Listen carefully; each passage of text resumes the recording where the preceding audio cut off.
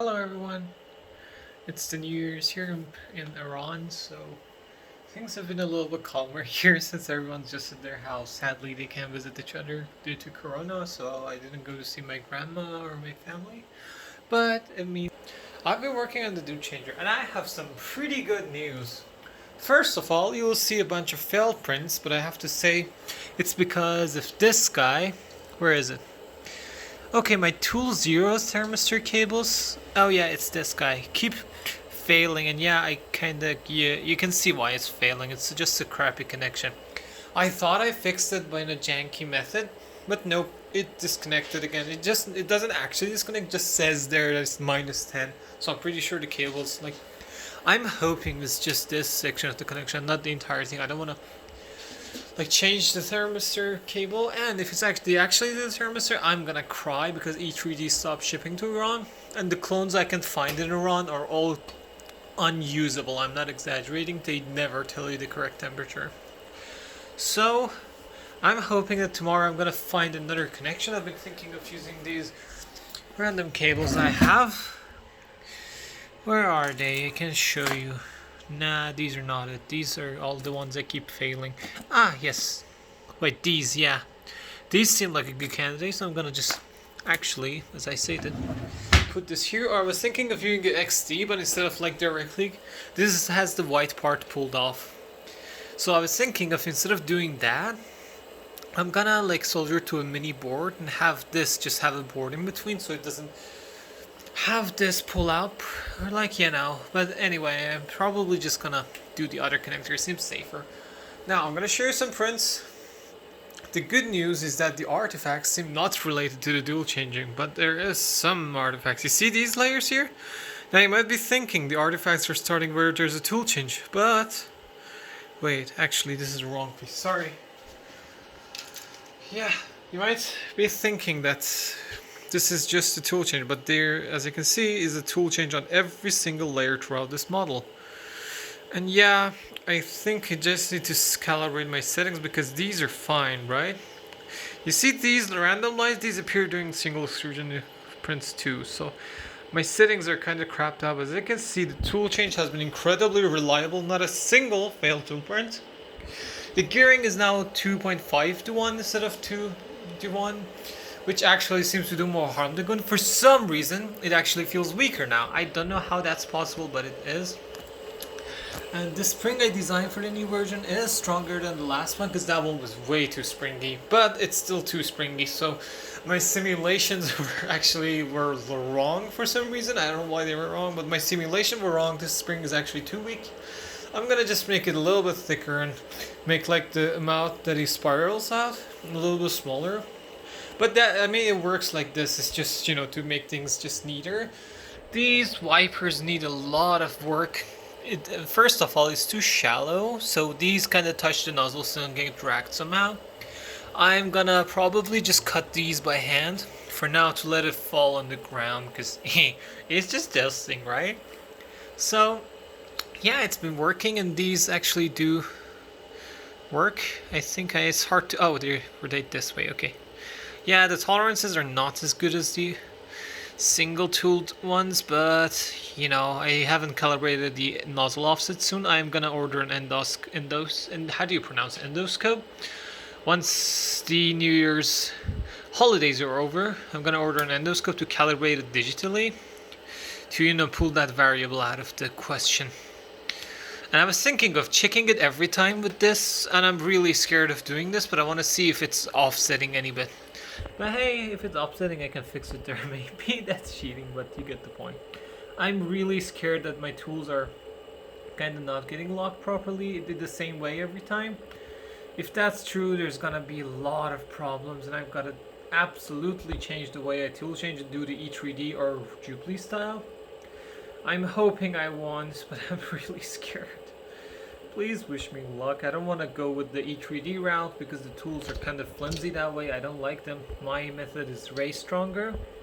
And the Jubilee method is just costly, and I've been trying to figure out ways to make it cheaper, and I have a few ideas. I'm scared of trying them. But I will try them. Don't worry, I'll figure something out. This is proving to be very hard in Iran.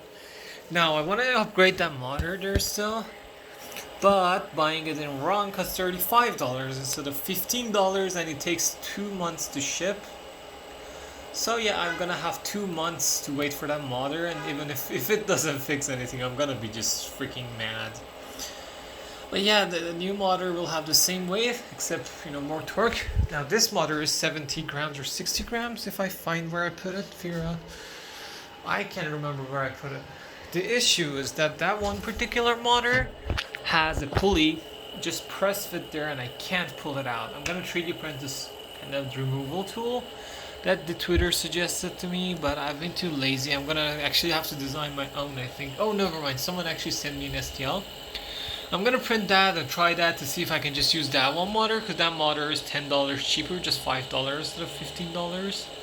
This is just $1. Yeah, this is the good old air conditioner motor that's not designed for applying torque. Like, I'm using it literally for what is not intended to do. High torque and high temperature applications are a nightmare for these motors. I'm using them for their nightmare scenarios, so no wonder they're not working very well. I mean, they do technically work. I mean, look, it's printing. It's just, it could do better, Like, I want my tools to lock better and not have to rely on all this finicky stuff. But anyway, like, what's the worst case? It's working. See? Like, don't check those few artifacts. This is working pretty well. Look at the layer consistency here. This still has tool changes. You just can't see them. It's inside. Like, see here. And I had some somewhere. I forgot where I had tool changes. But you see this portion? This visible tool change portion. Oh yes, the tool changing portion is on the other model. Because these are all printed at the same time. They were supposed to be connected, but my thermistor failed just when it was about to get connected to each other. Oh my fucking god, this print took 3 hours and failed the last freaking minute. I'm gonna cry. But yeah, take a look at that spot where it had tool changes. Look perfect. There's no layer shifting. Now look, that's a lot of tool changes actually. That's like at least 10. Okay, that's not a lot of tool change, but you get my point. And the artifacts I get seem to be either extrusion issues or these blobs. See these? These are because my second tool doesn't have a cooling fan, so I'm gonna print myself a better second tool. Oh, wait a second. I actually have one in my closet. That's for my the version 1.6, but I bet I can make it work with this, with the drill. So maybe I'm just gonna save myself some film and try that. But anyway, who cares? That's the news. This is working very well. This is great news. It's working amazing. I'm still gonna try the more expensive motor and order it once the new year. I think I'm gonna order it tomorrow despite the new year's, because it's gonna take 2 months anyway. I feel really bad ordering a $35 motor, but it's $15 for you guys, so I don't care. You guys are not gonna have an issue affording it, because it's just $5 more expensive than a cheap home Nemo motor, and some normal Neo motors are that expensive anyways. And the bill of materials is still $750 and still cheaper than Jubilee, because Jubilee uses a $10 Nemo stepper but has a $9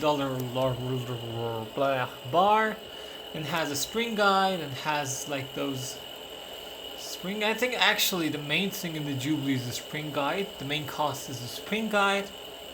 The T-bar, which I 3D printed, I call this the T-bar. I don't know what's the actual name. The main cost of Jubilee is that.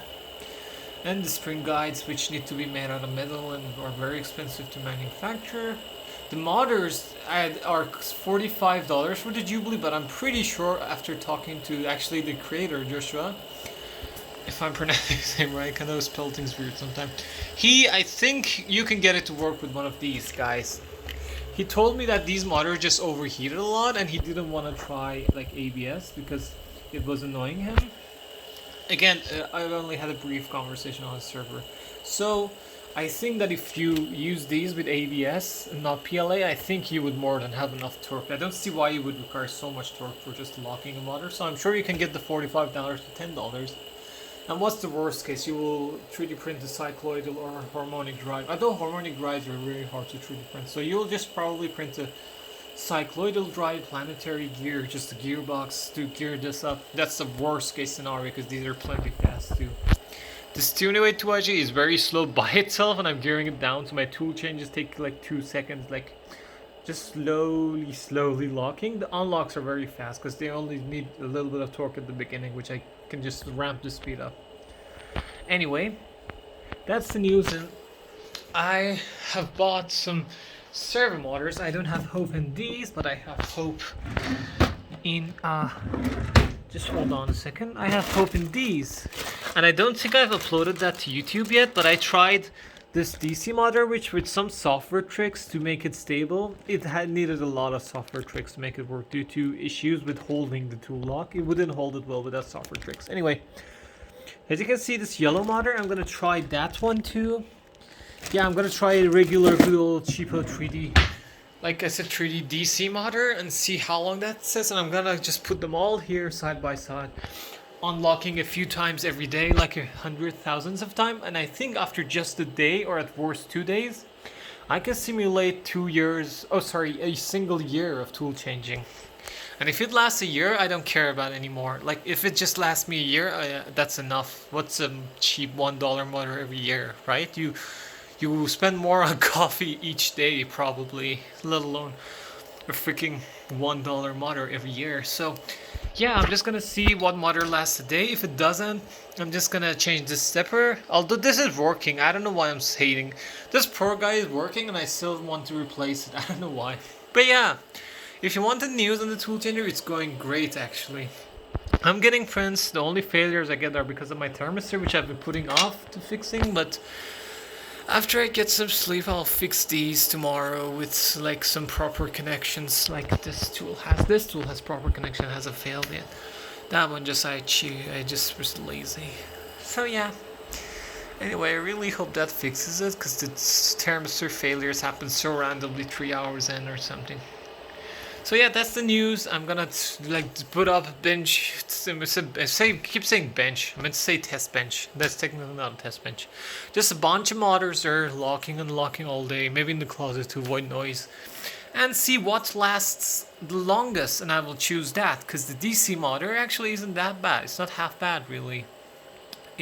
With some software tricks, I have to lock it and then slowly ramp the power down so it doesn't fall back with the spring's pressure. Or I could actually get rid of the spring and see how consistently that locks, because I'm worried without the spring the torque of the motor is going to change with the varying temperatures or whatever and get me an inconsistent lock. But anyway, who cares? I'm going to fix that. Another way of keeping the motor intact is applying just a bit of current. That instantly fixes the issues, but I figured the software method is just leaving it off, consumes no current at all. But anyway, my point is that this is good news actually. It's working very well so far. If we forget the freaking failures and that one weird issue here. Do you see this? Yeah, and there's some more there and here. But those also sometimes happen during normal printing, so I think it's just me changing my settings lately. I've screwed things up, but I'm gonna calibrate everything. My extrusion rate, I actually gotta check my Z-axis because I'm suspicious of it. It's so dirty. And you see the failure, they start after a certain Z height on all my prints. So I think it's this, if it starts after a certain Z height. And I am really due to redesigning the Z-axis. This is just a stock Hevo Z-axis yet for now, so I'm gonna redesign it to be far better. Put a ball bearing here that also puts a color here that puts like the pressure off from here. And also put some 3D print some maybe anti-wobble thingies here, or maybe even use the Hevo HRT ones. I really like those. His idea was smart, but I think I can get away with something simpler that doesn't need magnets and bearings, pins, because I can get ball bearings. Anyway, have fun.